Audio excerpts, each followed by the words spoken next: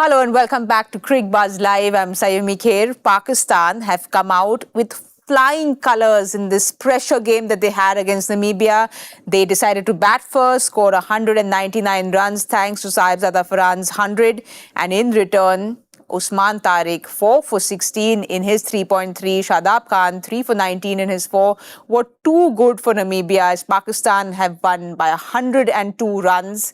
I'm back with the two left-handers in the house. A very, very happy Murali Kartik and Zaheer Khan. Welcome back, gentlemen. Easy peasy for Pakistan. There was lots of pressure on them, Kartik. We spoke about them. They have now got that Q next to their name, but a very, very clinical win for them. Yeah, absolutely well put. You said they were too good, and that's exactly what they were. Before the show, we said man-to-man, they're a better side, and they proved that. Just looking at the way the pitch played out, it was not easy with the kind of spinners Pakistan had, especially Tariq. And Shadab didn't start well, but the way he came back, picking up 3 wickets, I think Pakistan, all in all, will be very happy with their effort. You could see the smiles on their faces. The green shone bright. Well, it's just not a cue there, Zach, because we spoke about it in our pre-match show as well. They had to have the dominating win, which they've had, to just go with confidence into that next Super 8 stage, because, you know, that last game against India, that 61-run loss would have hurt them. So they needed this big win. Absolutely. I think, when you're looking at a tournament like World Cup, you have seen upset in the tournament already, right? Like Australia is not going to the next phase. So when you put everything together, Pakistan will be relieved. There was some pressure before this game. You had to win the game, So that is something which was the pressure of USA being better in the net run rate. If they lose the game, the net run rate would have come into play. Pakistan's net run rate was also not that great because of a big loss against India. So all in all, there was some pressure to be absorbed. They soaked it nicely and put up a good show. It's a convincing victory. Going to the next phase, you can take confidence from this and really look at it with the format being unpredictable, saying that, okay, one phase is crossed, let's just focus on the next phase, see what we can do, and then think about going through. So all in all, I think, some inspiring words will be spoken in the dressing room now after this, and some hope is definitely there for them to make the impact still. Well, they really want those inspiring words because they want that team to be full of confidence going into that Super 8. But Kartik, all boxes ticked, especially that spinner in you. Happy man, looking at how Usman Tariq and Shadab went about things? I was very happy from a bowling point of view because they made a few changes. Sometimes they work out, sometimes they don't work out.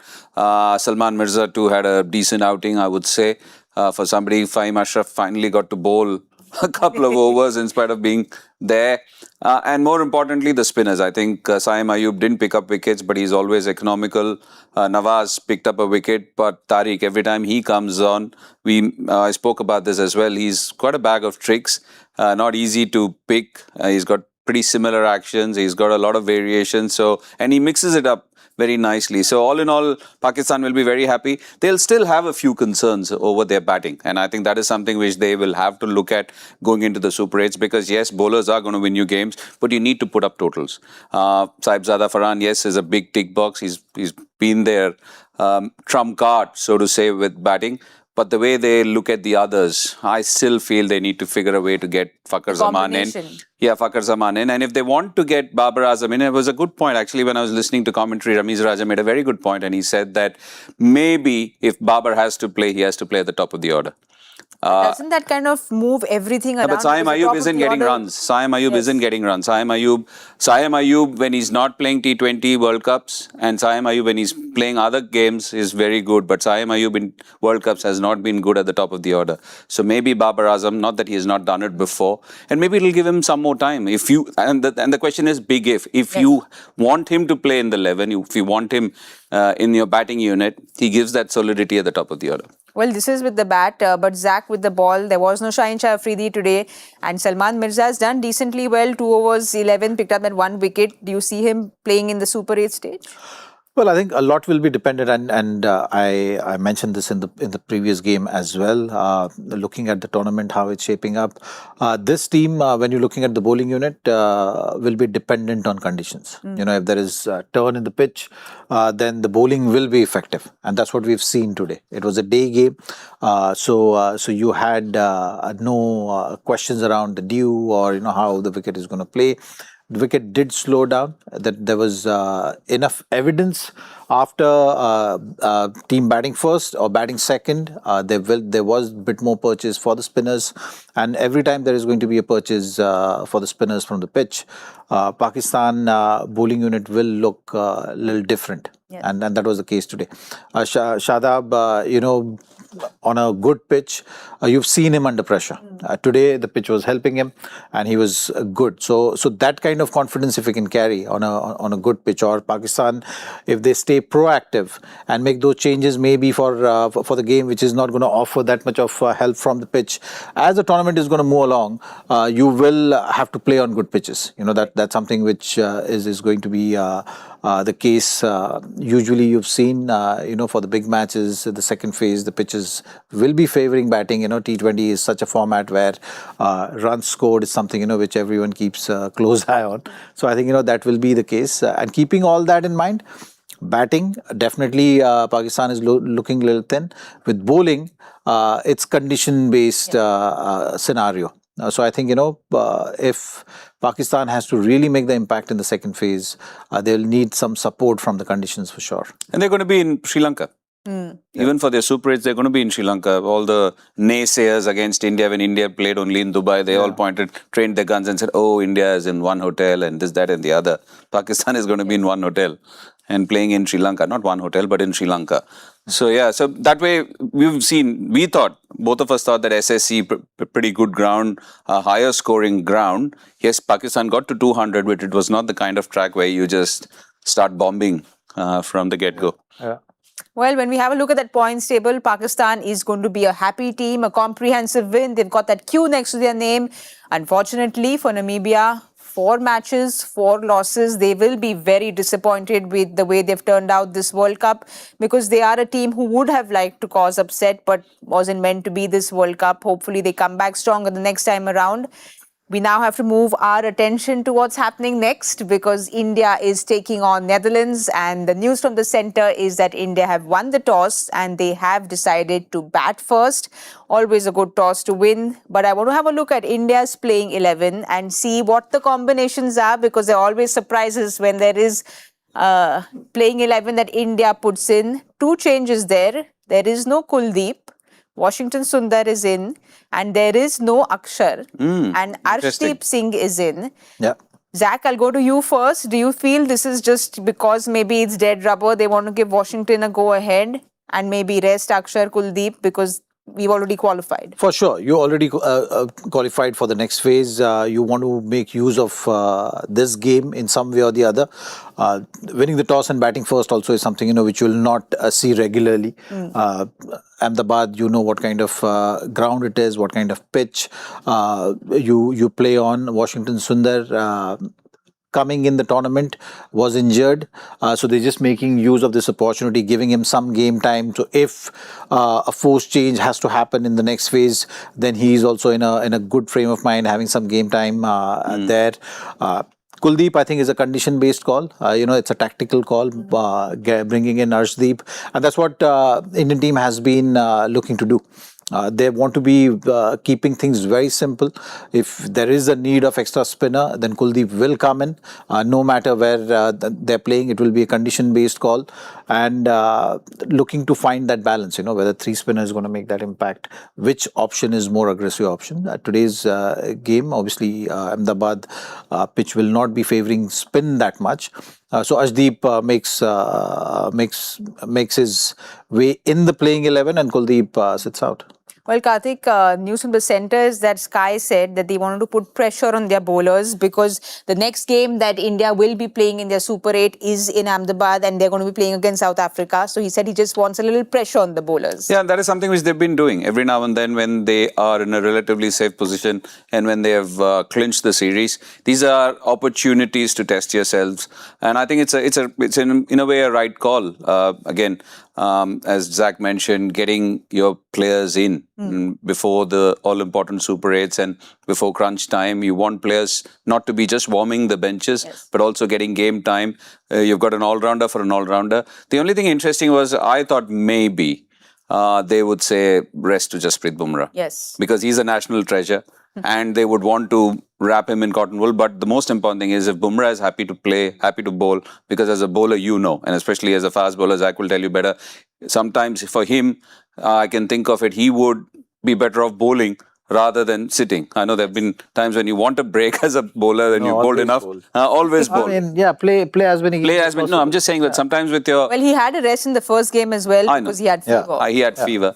So yeah, absolutely. And I think that was the only thing I was thinking. Maybe they get Kuldeep to bowl on those tracks and test themselves even with a wet ball because you're up against Netherlands and you've already qualified. But they want to go Arshdeep and Bumrah and give Washington Sundar a chance. So why not? All right, let's have a look at Netherlands playing 11 and see what changes they have. Noah Kroos is in and Klaassen is out of that side. Kartik, when we look at this side, there are lots of names that we've seen who've been around for quite some time, from the Bastille, from the Max O'Dowd, and of course so many Aryan Dutts in the Lawn Van Beek. There's so many names who've been there for so long. I just wanted to ask both of you all, we know with Netherlands, we know that they have been there, they have been party poopers, they have caused trouble against South Africa in 2024 when, South Africa could have gone to the semi-finals, but they played the party poopers. Then we remember the ODI World Cup as well. They had beaten Bangladesh, come very close to Sri Lanka. This time around, they had the game in their hand against Pakistan. And then, they couldn't win it. Well, a tad bit disappointed with the way they've gone about things. Yes, I feel very strongly for Netherlands because there's a bit of affinity I have towards Netherlands, the Oranje country, sorry.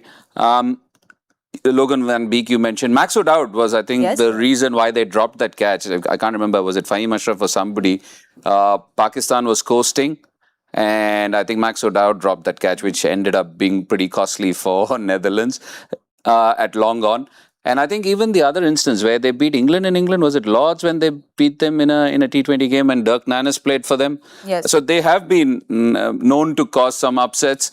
2009, it was, correct, 2009 when Dirk Nannes played for... Dirk Nannes is somebody who played for Australia as well as very fast, pretty quick, played for RCB as well. So some of our guys in the backroom staff will be very happy when they think of Dirk Nannes. So they are known and they are a pretty fun-loving sort of group. When you meet them, you know how fun-loving they are. I've always been impressed with Aryan Dutt. Yes. I think he's somebody who bowls in the power play, very classical off-spinner. And again, a great story because his parents used to live here. They've moved there. I know him personally. So there is a bit of affinity towards Netherlands for me. Well, you're talking about Aryan Dutt. They've moved 30 years ago to Netherlands, but he's a young kid who came to India, played when he was... Lives in The Hague, Den Haag. He lives in Den Haag, if I'm not mistaken, But he's come down to Chandigarh, practiced when he was 14 to 17, played here, idolized MS Dhoni because he grew up watching MS Dhoni, and then, he watched him hit that six and said, Dad, can I be a cricketer as well? He watched Virat pick up the master on his shoulder and said that, I want to play cricket. So that's the story. Zach, he started off as a fast bowler, and because he used to wear shoes which were not his size, he had some injuries with his foot and moved to become a spinner from there on. But he's someone who can also tonk the ball hard, hit 2-3 sixes against South Africa. So he has all that capability. What can we expect from him? Yeah, I mean, look, every opportunity at this level is something which is going to go a long way for these guys. And with the franchise cricket also evolving globally, it's something which all the cricketers keep in mind. So when you are playing at this level, it's about making that impact. And it's about someone taking the note of, all-rounders is something which will always have the demand in this format. So Aryan Dutt, from that point of view, for sure will be looking at this game that way to look to impress people and take pride in his performances. Bowling in the power play is never easy, and consistently, if you are able to do that, then that really creates that strong position for you as well, and the ability with the bat. With a name like that and the fact that his parents are Indian, if he gets picked in the IPL, is he classified as an overseas or as a local?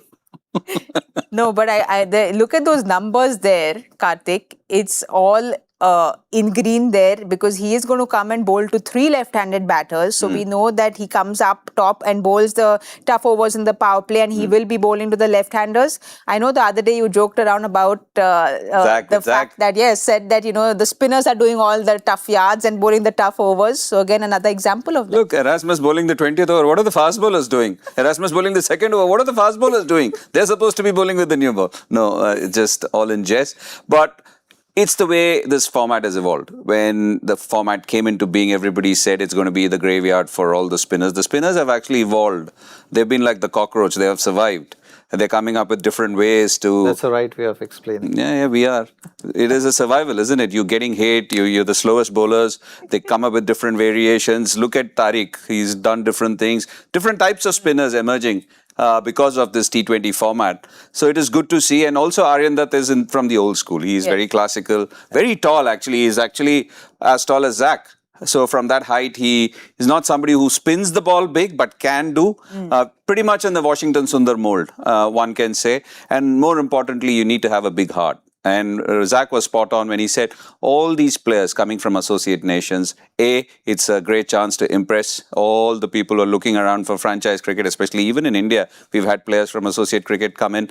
And for somebody like him, those numbers against left-handers, I think will keep him happy because he's going to be up against 2 pretty dynamic left-handers who don't think twice before running down the track or playing shots. So he will need that big heart today when he plays against his motherland. You spoke about his big heart twice. There's somebody in the opposite side, the captain of India, who really has a big heart, and he keeps everyone's happiness index up there when he comes out to bat, because India, unfortunately against USA, they were a few hiccups, but Suryakumar Yadav came in, rescued India, and then again against Pakistan, when Ishan Kishan got out, he played a very sensible knock, very reliable knock, which is why he is our player to watch out for, powered by Polycab, Green Wire Plus, India's #1 wires and cables. Suryakumar Yadav, Zach, when we talk about him, he just brings a sense of safety because, when we saw that game against America, India started off very scratchy because we saw those wickets fall, and then he came and was very steady when he started off, and then the blitz towards the end. So it's almost like he's very reliable when he comes in. Well, he has really made the impact in this format, isn't it? And last 3-4 years, but there was a dip leading up to the tournament, which was a concern as well, and a concern because when your captain is entering the tournament with lack of form, and the first game was the pressure game, which so happened that you lost early wickets, and then the pressure was on. You had to make the game out of it, and at that stage, you put your hand up and get the team to a total which is enough for you to win the game on that particular day. It brings the whole aspect, which is not just you scoring your runs, but you being captain, taking the ownership and responsibility and getting the team home, has solved a whole lot of question marks which many had getting in this tournament, and that just kind of set the tone for the tournament, calmed the nerves down, and then after that you've seen what Indian team has done. Surya's impact is always going to be there because he enjoys this format. He has been that X-factor player, has the ability to play all around the pitch, which really makes him very difficult to bowl to. So if he is in form, it's always going to be tough news for the opposition. Yes. And being a captain, performing at the right time, having the ability to steer the game, change the direction of the course of the game, is something which we've seen from him. It's just about now finishing the tournament strong for him. You know, Polycab is all about purity and sustainability. Kartik, I want to tell you, when Suryakumar Yadav comes out to bat, his stroke play gives pure happiness to everyone. But it is his way to be able to sustain that kind of stroke play at that kind of level for so long, which is so impressive.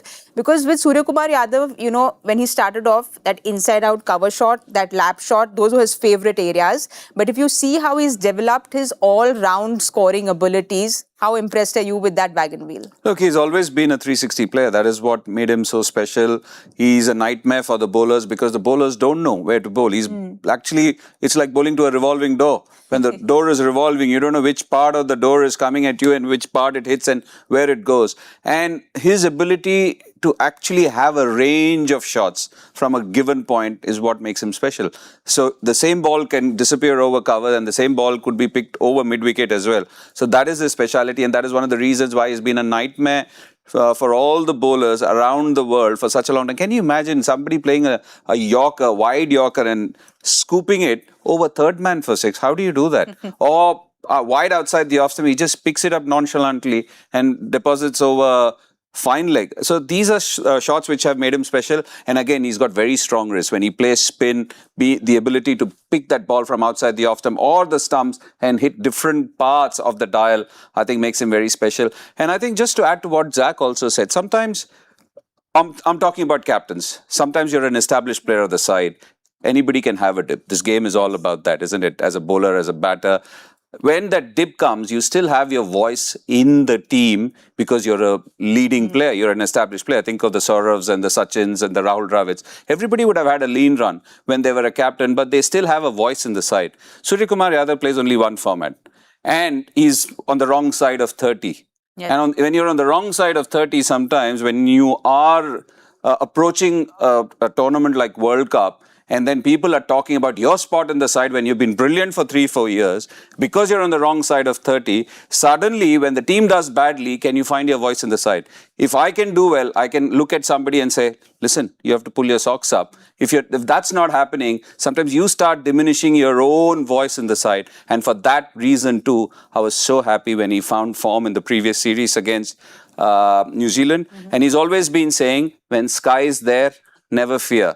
And he always also kept saying, I am out of runs, but I'm not out of form. I'm still hitting the ball. And there was also this chat that he had a bit of a niggle in his hand because of which he was not getting runs. So I don't know what is true, but the thing is, Sky as an X factor, I think it augurs well for India. When Sky is there, you needn't fear, is what Sky said. He's somebody who's always trusted. The last time he played Netherlands, he got a half century. So hopefully one more today, which is why Suryakumar Yadav is our player to watch out for, powered by Polycab, Green Buyer Plus, India's #1 wires and cables. Let's quickly have a look at India's playing 11, because there are those two changes India have gone ahead with. There is Washington Sundar who's come in, and there is Arshdeep Singh who's come in. I want to quickly, Zach, talk about Arshdeep Singh, because I almost feel sorry for someone like Arshdeep Singh. He has got the maximum number of wickets in T20Is. He's somebody who's so prolific, but he just doesn't seem to find a constant place in the 11. He's always in and out because of the combination. How unfair is that?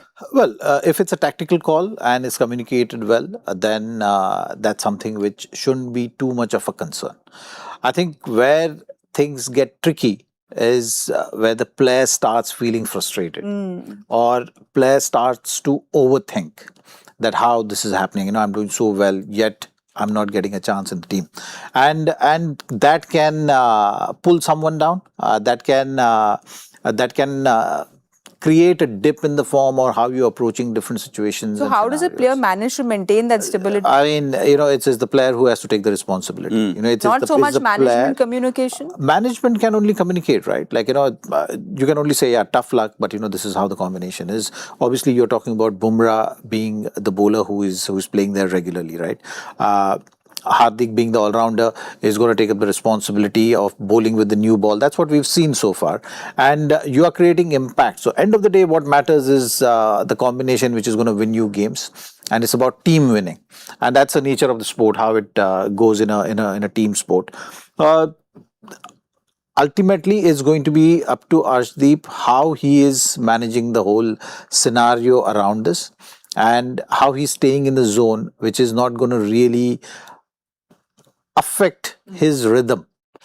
I think if you continuously playing on pitches where you're going to need three spinners, and then that gap is going to create some kind of a turmoil in terms of his approach. But if it's one-off game in between and you're playing more than missing, then it's going to be fine. But if it's the other way around, then it can get tricky. And it's the same thing with Kuldeep as well. So both of them right now are in that scenario where they have to manage themselves well. For teams' needs. But when you talk about Arshdeep and how he maintains to be cool, as fans, everyone sees his social media, those interviews he does, how chirpy and relaxed he is.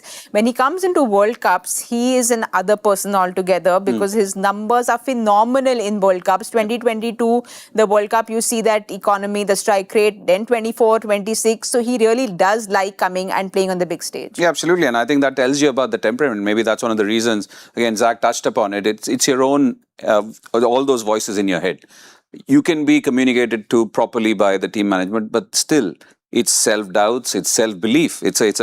That's what you're weighing, isn't it? Self-doubt versus self-belief. What outweighs what? And the voices inside your own head. I think he's been able to manage. For that is one of the reasons why I think both Kuldeep and Arshdeep, I know Kuldeep needs a bit more TLC than Arshdeep, but Arshdeep has been pretty good that way. If you look at all his numbers, every time he comes back, even I think there have been days where he's gone for runs, he's able to park that aside. He's able to shrug it off, come to the next game, have that vigor in his bowling, and I think that is pretty special to see. And he's a lively guy, he's a pretty chirpy guy, so you want that. You want that aspect of him to stay that way and not fade away or diminish at all. Well, you spoke about how he comes and then he brushes it off if he has a bad day. There's someone for India who's had phenomenal form with the bat. Like those numbers are just staggering. But with Abhishek Sharma, he either has got 2 ducks or then he's gone really big. It's, for him, either a boom or a burst. We see those numbers there, 84-0, 68-0, 30-0-0. So Zach and Kartik, someone like him also doesn't really get very affected by the zero because he comes back the next day and he plays like he hasn't had a duck. So it's just that fearless kind of cricket that youngsters like him play. Interesting numbers those are for sure because and when you look at how batters also approach, right? If you get out very early in the innings, you don't really think too much about it. But when it's your day, you got to make it count. And I think if he's able to do that consistently, that's what matters. With power play, with the depth in batting order, with the Indian team, it's a conscious effort which is made from the team that, your top 3, top 4, they are going to go very hard in the power play. Because that one phase of the game you want to win, you want to secure that. And even if things go wrong, you have the ability to recover. And to really marshal that and to really push it is the responsibility of your top guys. You're talking about Tilak, you're talking about Surya, you're talking about Abhishek, you're talking about Ishan. So Abhishek so far has proven that his consistency has been remarkable. Every time he's got a start, he's been able to put bowlers under pressure. And clearly he's got his when you're looking at these numbers, when you have so many ducks, anyone will feel that pressure. But he's someone who has not shown those signs yet, which is a great sign. So hope it continues because I think those 84 and 68 and every time he's making that kind of impact and that's 84 of 35, 68 of 20. So he's scoring quickly. Yeah. But cricket is a funny game in that sense. If you have too many this thing, at some stage it might get to him. Yeah. So, the people around him who is talking batting with him, the experts or his confidants, they are someone, who's going to play a crucial role in this. Because this is something which is not easy to deal with. At some stage the pressure can come on him. We saw Sanju Samson also go through this phase. Either he used to get big or he used to go home early. But both of you all have also played with Mr. Virendra Sehwag, who's sitting upstairs, who was fearless because he also used to go really big and was fearless the next day he came. With Abhishek, do you think, like Zach is saying, someone needs to be doing the talking, which we know that Yuvraj Singh does the chatting with him because he's still a very young kid? Look, when you talk about Virender Sehwag, he's just a freak of nature, freak of the game. We've had some freaks, and obviously he didn't play those many T20s as the modern day players play, but he was phenomenal in Test match cricket and ODI cricket. So very, very different beast and very tough act to follow. And I think he said some wonderful words. You mentioned Yuvraj Singh. You need a good mentor because when everything is going fine, nobody's going to write anything about you. Think about Suryakumar Yadav, case in point. 3 good years. You have the odd zero, you have the odd cluster of low scores. Nobody's going to say anything. When it all adds up is when those voices start coming from outside. It's the outside noise, isn't it? Lots of people are clamoring for your spot. And that is when you don't take the game lightly. That, oh, this is easy peasy for me. I'm just going to go and play this way. You just don't want that. And that is why you need good mentors, you need good sounding boards, and you need a good head within your own self that, listen, I'm doing well. This is why I'm getting all the accolades. But there is that word of warning which Zach rightly said, you do things your way. I'm not saying don't do it, but also have that respect for the fact that when this game hits you hard, you never know what's hit you. So when when do they want to start tweaking things? Because you have to play a fearless brand of cricket. So do you think there's there's a method to madness. You can't just, so you've got a field. People are also studying you. At the end of the day, when you have all these bowlers and other bowling coaches sitting out there, lots of planners planning for your weak spots. What are your tendencies? What are your patterns? So you have to respect that. You have to be up ahead of them. When you go up, you're always a marked man. You've got a target on your back. So that's when you need to evolve and be ahead of them, ahead of the curve. So I think you cannot say, I'll play this way and get out a few times. So yes, when he gets going, he's just unstoppable. Yes. But there are times where nobody is set from the get-go. So maybe give yourself a bit more time. Maybe have that respect for the bowler that he's also planning something, so I'll do something else. And I think that is where the better players always get better. That is why they become great, because they don't disrespect what's happened before or anyone from the opposition. No sort of complacency at all. And I think that's the word of advice which I would like to give him, because I've been watching him from close quarters. Respect the game, respect the fact that there are others watching you, because you've got oodles of talent, oodles of skill, which not many people have on the planet. Well, we want to see those oodles of skill and talent when Abhishek Sharma comes out to bat, because India is batting first. We spoke about how Aryan Dutt will be excited to bowl to the 3 left-handers up front. It's going to be a very exciting contest.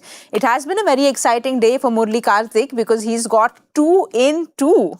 Well done. And look at the poker face there, as if victory makes no difference to you. No, nothing like that. It's just that you feel happy. No, it's okay. I've been there. For the 2 successes you have seen, I've had many near misses for which people have made fun of. And somebody wants to see me going down as well. So competition, that's how it is. Somebody sitting next to me, you think he's a well-wisher. He wants to see you going down. Lucky day. Good. Look at I'm happy for you. Oh, you were not. You said happier. You'll be happier, okay. Well, you're having a lucky day, like Zach said. I'll give you the privilege again to choose who goes first. You're going first. So clearly, this is working for him, this He's strategy. superstitious. You are going. You're going. I can see him getting superstitious about things. I was pretty superstitious as a player, so yeah. So he's bringing out the superstitions as a player. India batting first in Ahmedabad. I am going to go with 216. 216. Zach, you too. I'm going last. No, I am the one deciding. She's already given it to me. I am 195. 195. I'm going 230. Ooh, confidence that's teaming in by a 2-time champion of today's Cricbuzz Live. Whatever, I'll be 50% today. 2 out of 4 is also I'm happy with. All right, then these are our scores, but we really do hope that Abhishek Sharma comes out firing, because we are waiting to see that knock. He was unwell. He comes out now in his 3rd game. Hopefully, he has a good day. Thank you so much, Kartik. Thank you so much, Zach. Thank you so much for watching. We'll be back at the 10 hour point at the Cricbuzz Combox. We'll see you all there.